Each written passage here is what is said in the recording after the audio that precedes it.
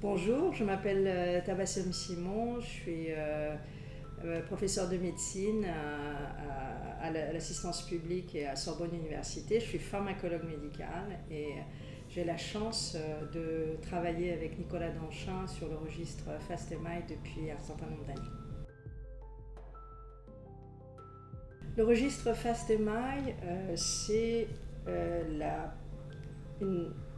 une possibilité pour les patients et les cardiologues d'avoir à disposition des données médicales tous les 5 ans pour des malades qui arrivent à l'hôpital pour un infarctus du myocarde, pour pouvoir avoir des données sur leur maladie avant l'arrivée à l'hôpital, pendant l'hôpital, pendant toute la durée de leur hospitalisation et puis ensuite durant le suivi, pendant une dizaine d'années.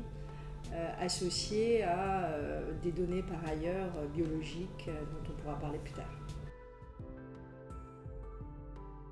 C'est un registre exceptionnel à plusieurs niveaux.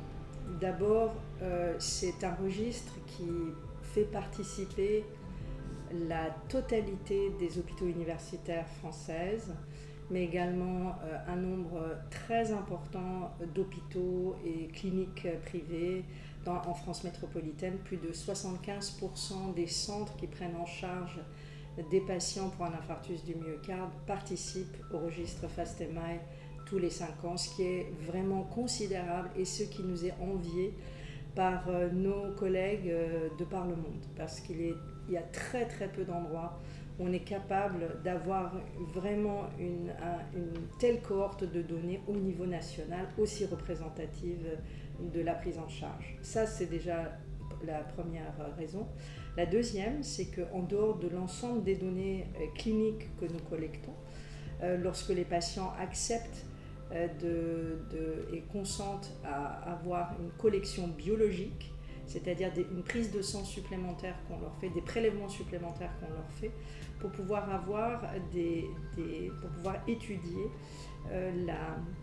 ce qu'on appelle des biomarqueurs, c'est-à-dire des éléments biologiques, par exemple la génétique, mais pas que, pour essayer de mieux comprendre la pathologie, à la fois en termes de diagnostic, en termes de pronostic, en termes de réponse au traitement. Et ça nous a permis un nombre très important d'informations et de données et de publications qui nous servent encore aujourd'hui chaque jour. Oui, ce registre est tout d'abord, comme je vous l'ai dit, et très immodestement, je crois vraiment que beaucoup de nos collègues, parce qu'ils nous le disent, nous envient ce registre et la qualité des données qu'on a et leur exhaustivité et aussi les données biologiques comme je viens de vous le dire.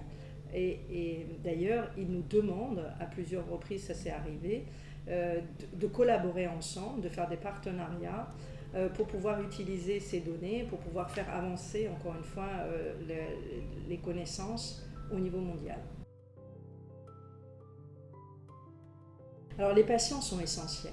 Et d'abord, et chaque fois que nous présentons une étude, que ce soit le professeur Danchin, moi-même ou d'autres, nous n'oublions jamais les patients et nous les remercions à chaque fois de nous faire confiance en acceptant, en consentant évidemment après une information éclairée et détaillée sur ce qu'on fait, de nous faire confiance pour participer. Ils sont partenaires de recherche tout autant que l'ensemble des partenaires scientifiques, parce que nous avons besoin d'eux, bien entendu pour avoir leurs données au cours de l'hospitalisation, mais aussi au cours du suivi, puisqu'ils nous répondent de manière assez détaillée, ils prennent de leur temps pour nous dire ce qui leur arrive, les médicaments qu'ils ont utilisés, les hospitalisations qu'ils ont fait entre l'hospitalisation initiale et puis leur suivi. Et je pense que ce partenariat, je ne le pense pas, je le vois on le constate dans les réponses qu'ils nous font, que ce soit en oral ou par écrit. Ils sont satisfaits de ce partenariat. Et ce que nous faisons régulièrement, c'est de leur envoyer des informations pour leur dire les résultats de ces études. Et là encore, dans cette idée de partenariat entre médecins et malades.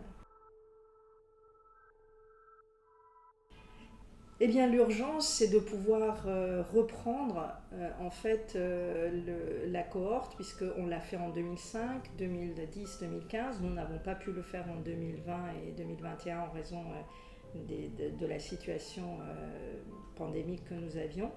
Et donc il est vraiment urgent maintenant, 7 ans après la dernière cohorte, de pouvoir remettre en place cette cohorte et de pouvoir avoir des informations nouvelles. Il s'est passé beaucoup de choses entre 2015 et aujourd'hui pour savoir quelle est l'évolution de la maladie, comment est-ce que les problèmes que nous avons eus et que nous avons vus arriver en 2015, est-ce qu'ils se sont résolus, est-ce qu'ils se sont aggravés? Et ces données-là, nous en avons besoin en France et on n'a pas d'autre possibilité de les avoir.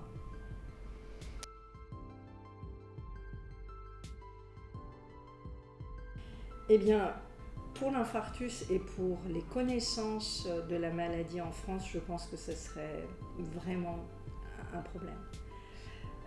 Et je vais vous donner juste un exemple.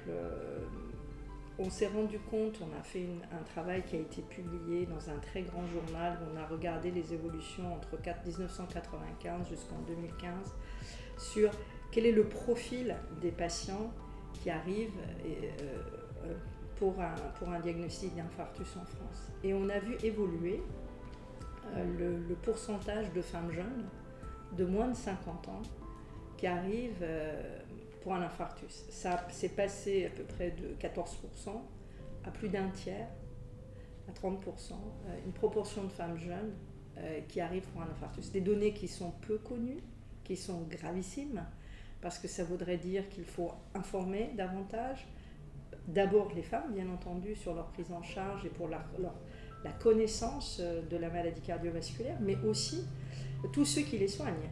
Les urgentistes, ceux qui les ont au téléphone, ceux après quand ils arrivent à l'hôpital, tout le monde doit être conscient. Et en 2015, ces publications ont fait bouger les choses et il est urgent par exemple de voir maintenant, est-ce qu'on fait mieux? Est-ce qu'on a réussi à faire fléchir cette pente ascendante extrêmement délétère ou pas? Et ça, aujourd'hui, on n'a pas l'information. Sans FAST, on ne peut pas y arriver. Et donc, on a vraiment besoin d'aide financière, pour parler très pratico-pratique, pour pouvoir le faire. Eh bien, d'abord, il faut qu'on remercie la Fondation de nous donner cette occasion, et cette discussion justement est une occasion pour pouvoir présenter l'étude, expliquer les raisons. C'est absolument essentiel parce que nous avons besoin de dons. Nous avons besoin de dons non pas pour nous, mais on a besoin de dons pour faire avancer, comme je l'ai dit, la cohorte à se mettre en place et pour pouvoir avoir des informations nouvelles pour tout le monde. Et ces dons à la Fondation, la Fondation est un intermédiaire important puisqu'il permet justement de récupérer les financements, accorder ensuite leur utilisation de manière la plus adéquate possible. Et ça, que ça vienne des patients, des individus non malades, mais qui voudraient soutenir la recherche cardiovasculaire, mais aussi des industriels, bien entendu. Nous avons besoin de tout le monde. Et ce qu'il faut savoir, c'est que la pathologie cardiovasculaire, peut-être parce qu'il y a eu justement énormément de recherches, beaucoup de financements qui ont pu être apportés, notamment par les laboratoires pharmaceutiques dans le monde, ont fait des progrès. Et donc, la perception de la maladie cardiovasculaire aujourd'hui n'est pas aussi forte comme maladie grave, alors qu'elle l'est, par rapport, par exemple, au cancer ou d'autres pathologies tout aussi graves. Et nous avons besoin vraiment de mieux informer les gens sur les conséquences de la maladie cardiovasculaire à long terme. Et tout ce qu'on fait, c'est pour pouvoir faire avancer, parce qu'il ne faut jamais oublier que chacun d'entre nous est une future patiente ou patient. Et ça, on a besoin vraiment de tout le monde pour nous aider à faire avancer les connaissances.